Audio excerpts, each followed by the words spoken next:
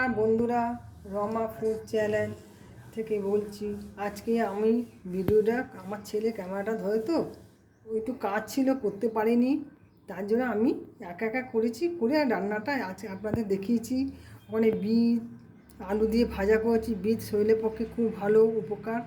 উচ্ছে ভাজা, পটল ভাজা, আপনার লাউ দিয়ে, মুসুরি ডাল দিয়ে, ধনে পাতা দিয়ে, মশলা দিয়ে, টমেটো দিয়ে ডাল করেছি।